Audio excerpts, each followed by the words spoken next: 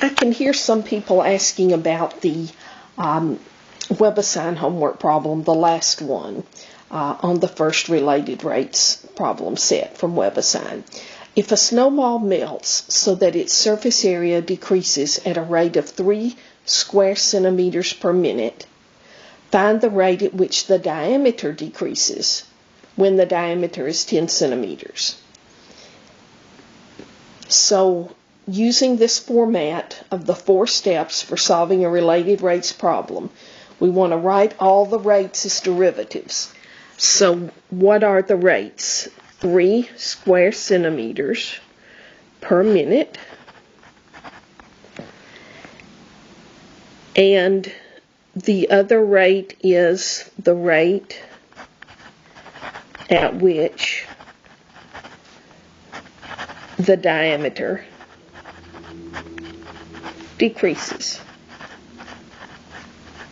Notice we're ignoring this 10 centimeters. There's a lot of things in a related rates problem, specific values, that you want to ignore until the end. You just want to focus on the rates in step 1. You want to write the rates that you know, and that's just one of them in this case, and the rate that you want to find. Okay, now write these as derivatives. Well, it's the derivative of the dependent variable with respect to the independent variable. Minutes, again, you look at your units here. That's very helpful in determining how to write this as a derivative. Minute is a unit of time.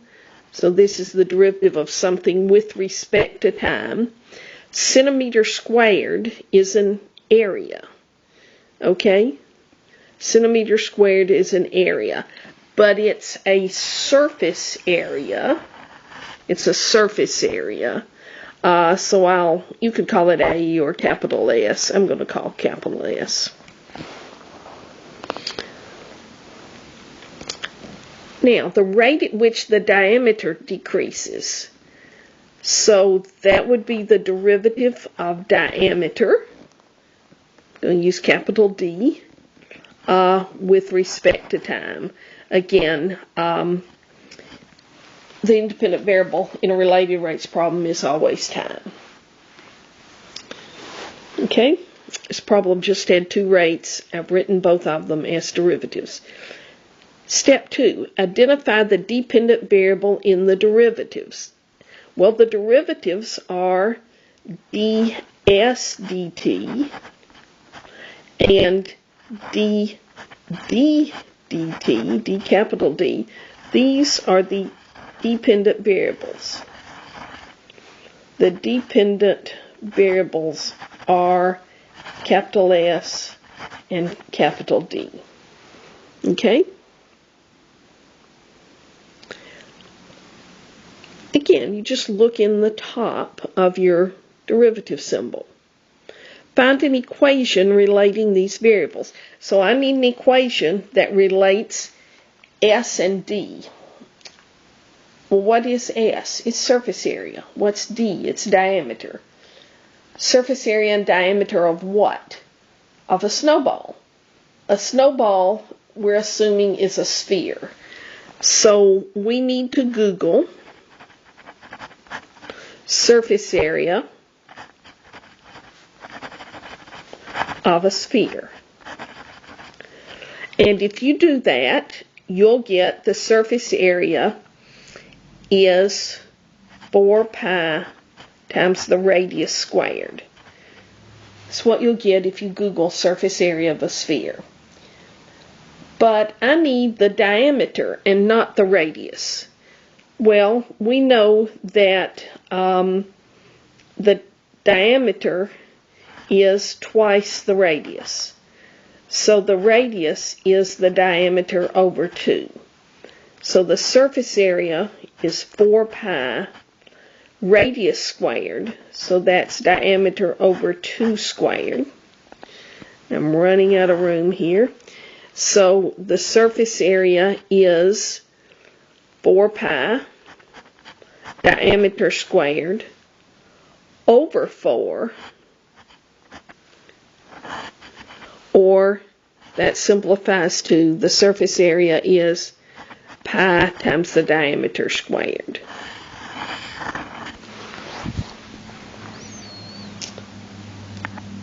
Okay, step 3. Differentiate both sides of the equation in step 2 with respect to time.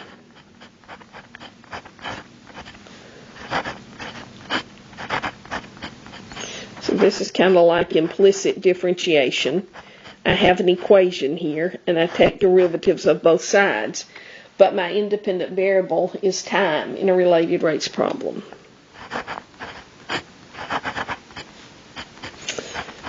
The constant pi comes out front, and I need the derivative with respect to t of d squared.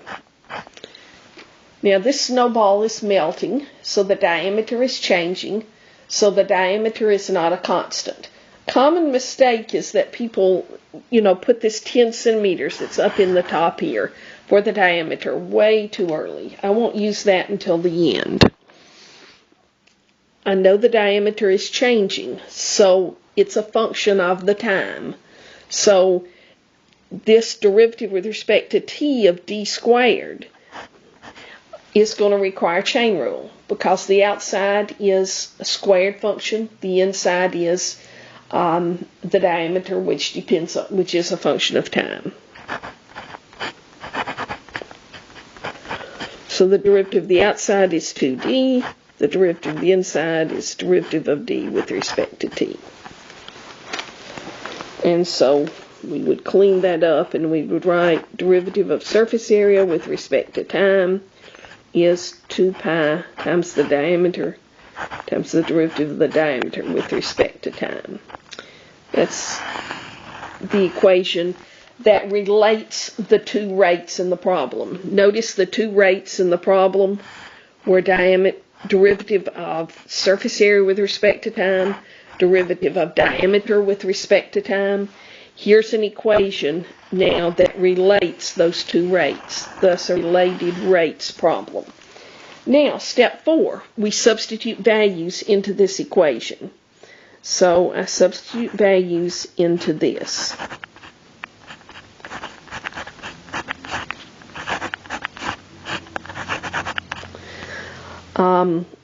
I know ds dt is 3 centimeters squared per minute. The diameter is 10 centimeters. And I am trying to find the derivative of the diameter with respect to t. So now I have an equation that I can solve for the quantity, the variable, whatever you want to call it, derivative of t, d with respect to t. I divide both sides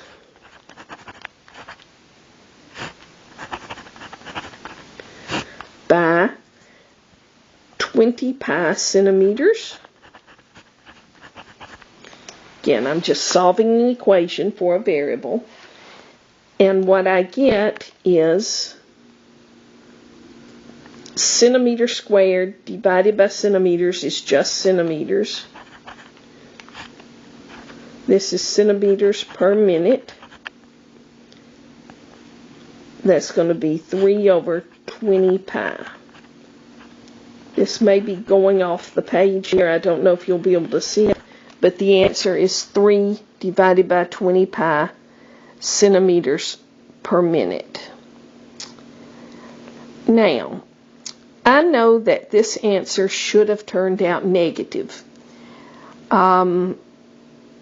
So I've got to go back and fix something. How do I know this answer should have turned out negative? The diameter is decreasing, so its rate of change is negative. Oh, go back to the beginning here for a minute. The surface area is decreasing. The surface area is decreasing. So this derivative, ds with respect to t, should have been negative. That should have been a negative 3. Okay?